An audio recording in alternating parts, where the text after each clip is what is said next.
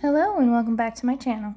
For this card, I am using several Fawn products, this cloudy stencil, some distress oxides, this color is Salty Ocean, and I have cut out a rectangle with one of the Fawn dies. To ink my background, I'm just taking the cloudy stencil and I'm working my way from the bottom to the top, kind of rotating the stencil around so that my clouds don't look the same all the way up. And I am starting my ink blending from the stencil and working my way up.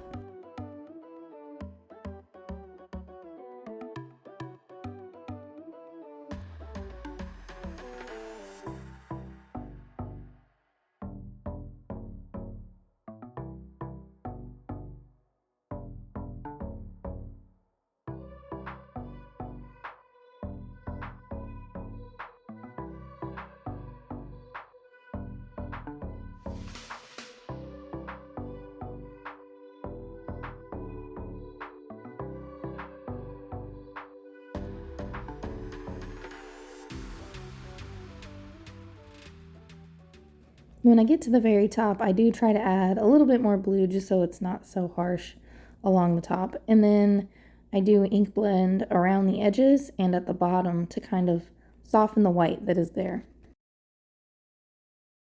Next, I have cut out another white panel with the same rectangle die, and then I used the Grassy Hillside border die to cut out my grass. And I'm just inking this up with Distress Oxide in the colored Mowed Lawn, and I'm keeping it darker at the bottom than I am at the top.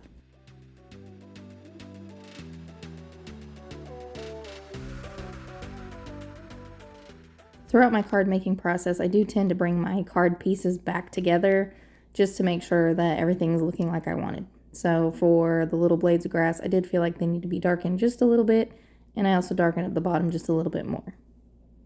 Next, I have these tiny little grass pieces that come from the mushroom house.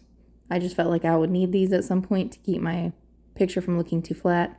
I also have the stem and the leaf from this outside in stitched apple die set.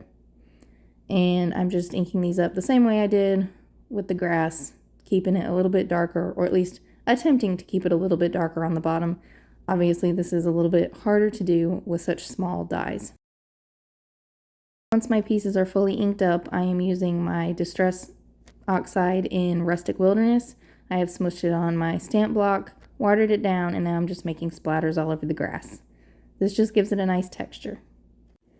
Next, I have my largest apple from the outside in stitched Apple Stackables die set, and I'm going to ink it up with Candied Apple Distress Oxide ink. This you could obviously just die cut from a red piece of cardstock. The cardstock that I have that's red looked a little bit too dark for what I wanted. So this is always a pretty good way to get the exact color you want, or close enough. I've noticed since I have a lot of Distress Oxide inks, I do tend to use those in favor of colored cardstock. Now I have a little door. I can't remember which die set this was from. I'll have it linked below. It could be the pumpkin die set that I had showed before. I've used these in previous videos, and now I have these little windows with the shutters. And this is from the little Build-A-House Spring add-on, and I'm about to show that in a moment. It's the same thing I got the little picket fence from. I love this die set.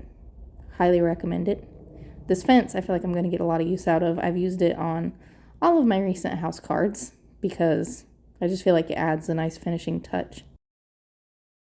Now, you do see where the two fence pieces join right here, but it doesn't really bother me, so you could always cover it up, but I didn't really care enough to do anything with that. Just trimming off the excess. Here I decided to make some little red spots on my apple to kind of keep it from being too flat.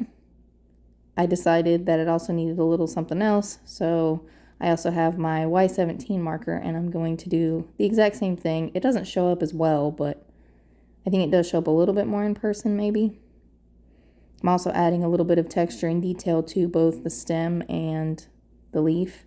And it looked darker until the ink started to dry, so I actually had to go back in with a slightly darker yellow-green to get it to show up a little better.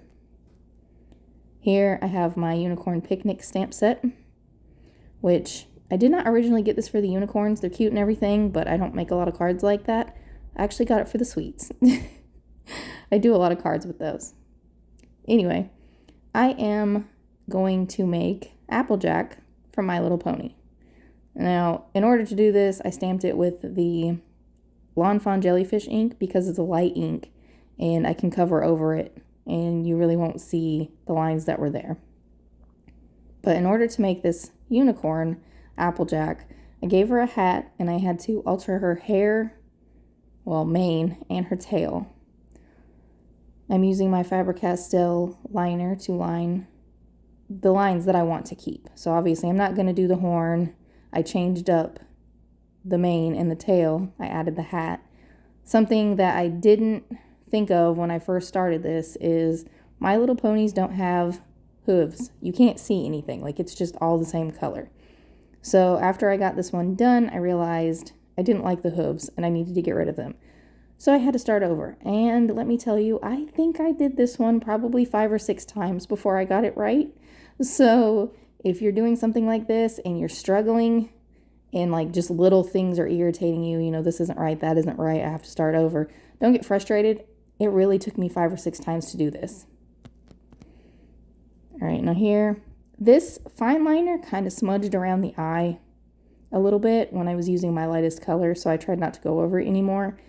It is a Copic safe marker, or at least it seems like it has been. I've never had a whole lot of issues, but when you start getting the lighter colors, they can smudge your alcohol safe inks. So you'll have to watch out for that.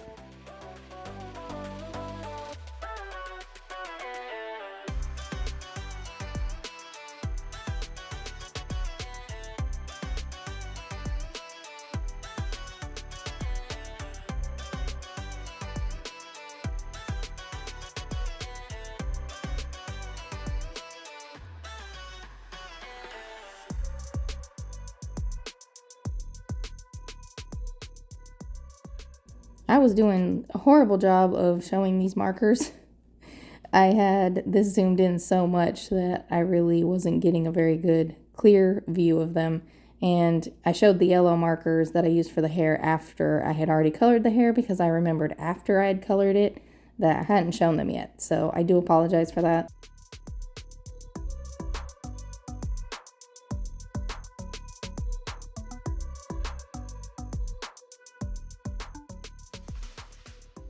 Now to make the little apple cutie mark on her, I am using my Cricut pen in red. I'm also going to use a green, and I'm just going to draw the little apples on it. Because the pony is a kind of yellowy color, I really wasn't worried about the colors mixing and becoming muddy. So even with my light green, it still works just fine. And I'm going to be honest with you, I have a Cricut, and I've had these pens for a while, and I really haven't used them a whole lot for Cricut projects. I've used them more on my cards. So they're an investment, but I think they're worth it, or, you know, maybe some other type of colored fine liner. All right, now the whole reason for me doing a My Little Pony themed card was because I couldn't get the idea of the apple house out of my head, because I've already made a strawberry house and a carrot house out of, you know, the strawberry die sets. And then I've done several other houses in the past, and I think they're super fun to do. And the only thing I could think to put in the apple house was Applejack. And I know that's not how it was in the cartoon. But whatever, she now has an apple house. And then I thought it needed more characters, but I didn't want to mess with the color scheme. So I had actually looked up, because, I mean, it's probably been 20-something years since I've seen My Little Pony. I looked up what other characters I could put with Applejack and decided to go with her family. So the little one is Apple Blossom, and I guess that's supposed to be her little sister. And then this one is Granny Smith. I had the most fun drawing Granny Smith, probably because she's so very different from the stamp set. I had to change the hair a whole bunch. I had to give her wrinkles, which not something I would normally do, but it was actually kind of fun. And then her little bandana, I had to add several things to. So she was the most work, but I actually really enjoyed drawing her and coloring her.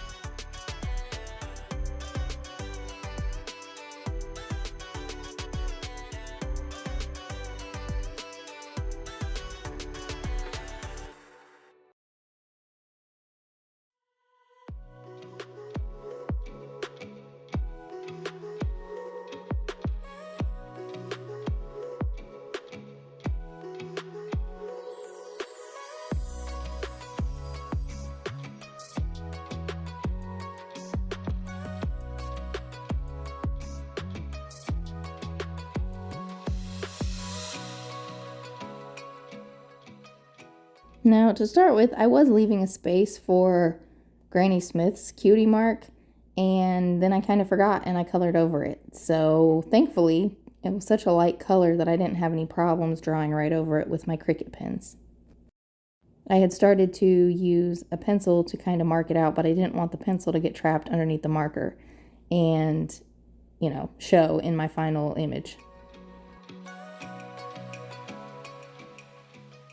For her hair, it's kind of like a whitish gray color. I decided to use some blue greens because in the images I was looking at, they do outline it in kind of a blue-green color. So this is kept pretty simple. I did have to blend it out with my colorless blender a little bit just because I felt like I wasn't getting a subtle enough line. Now I'm using the same red and green Cricut pens for the little apples on her bandana. This actually turned out a lot better than I was expecting. Usually when I'm trying to space things like this, I do a horrible job. And then I regret my decision and feel like I have to start over. But this one turned out really good the first time. And now I have this Adobe clay. And I'm going to use that to make the top of the pie for her cutie mark. I then pull out my armadillo, which is a gray. And I make the pie pan. I didn't want to use Copics too much on this because I was afraid it would bleed out and it wouldn't look like what it was supposed to. To add some detail to the top, I used the color Tawny. And then for the gray, because I only had the one gray, I did have to use Copic here. And then for the little lacy, scallopy detail on Granny Smith's bandana, I'm just using a white gel pen. And then once I have made all my little scallop details, I am going to come in with a very thin fine liner. And I'm just going to trace it so it actually looks like there's something there. Now here I have some computer paper, so very thin printer paper, and I have cut it out with the dies that come with the set to kind of fill in the windows because I didn't want them to look red. I also fill in right behind the door. I had no intentions of this door staying open. I just wanted to make sure the red didn't show through behind it. So I did that for both windows and the door. Now I'm going to pop up Apple Blossom, and I have her on some thin foam tape. And she's just hanging out the window. I have Applejack and Granny Smith also on some foam tape. Off camera, I have colored the little doorknob and the keyhole. And the reason I did it off camera is because they are such small pieces, you can't really see past my marker. So those were just done with some of the yellows that I used for the different horses. And then to add a little bit more interest to the background, I am putting some of the grass on some foam tape and I'm sticking it in various places. I wasn't super in love with the bottom of Granny Smith, so I did cover up part of that. Once I was satisfied with the grass pieces, I turned my attention to the sky. I have the platform pop-up add-on die set. I've cut the sun out. This is quickly becoming one of my favorite, most used dies that Fawn has released because it just goes with so many scenes. Any outdoor thing. It adds some more interest into the background. So I'm going to cut this one out just to kind of make it where I don't have to tuck so much under the apple. And I have some clouds from that die set as well. And I'm just trying to ink up the bottoms a little bit so they're not so stark white. Now, it was at this point I did not know what I was doing with my sentiment, and it took me a while to figure it out. So finally I realized I had some little banner dies from the Scalloped Box die set. They're these right here. And I could make a little banner to go on top of the house. So to keep it in theme, I'm drawing a little apple in red on one of the banners. And then I'm going to draw an apple on another banner with green. And while I hate putting abbreviations for things most of the time, like this is just something I can't stand. And I really don't like when people put HBD for happy birthday. I mean, if you do, that's fine. You can do whatever you want.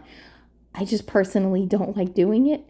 And it kind of killed me. But I did that here because there was no way, no matter how hard I tried, that I could get happy birthday any other way on this banner where it would fit on the house. So instead of stamping the letters on here because I felt like they would be maybe a little bit too big or I was going to get them off center, I just decided to go ahead and write them up there myself. Again, using a Cricut pen. I have attached it to some string that has been doubled over on itself. I glued it down and cut off the ends.